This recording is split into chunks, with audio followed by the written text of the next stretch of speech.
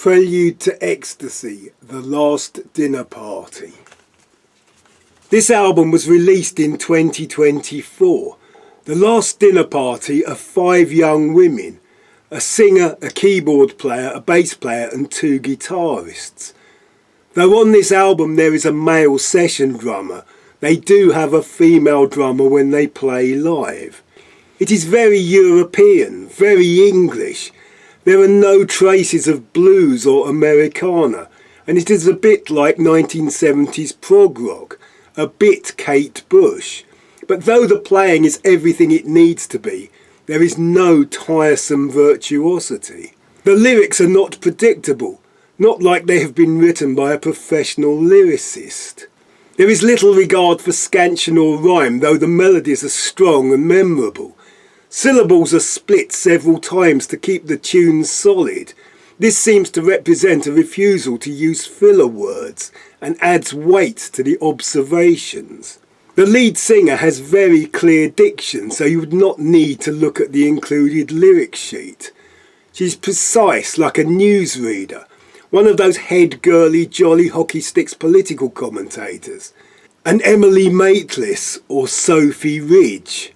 Her name is Abigail Morris and she sounds so like an Abigail Morris. Sometimes the words are quite quotable, like, "The power of my hips are useless in the dark, and what good are red lips when you are faced with something sharp?" The words are an insight into how as a young woman she sees the world, and are in places slightly erotic and sweary, and often very amusing.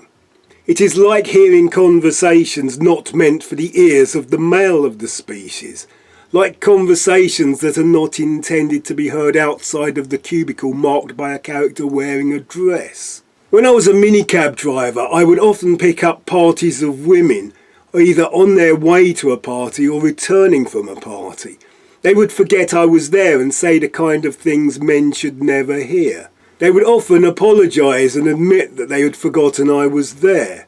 But this is not just the musings of a different gender, but a different generation and different sexualities. If it was not that I have seen so many great reviews of this album from middle-aged male YouTubers, I might have felt like I was being a bit voyeuristic. An example of other lines that really impressed me are, "I wish I knew you when touch was innocent.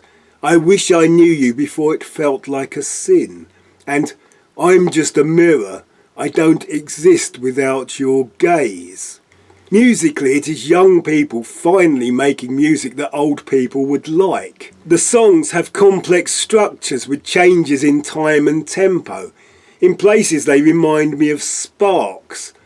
There are touches of psychedelia and world music. It starts with a grand orchestrated instrumental, which leads into a song intro that sounds like a bit like the start of Shine On You Crazy Diamond.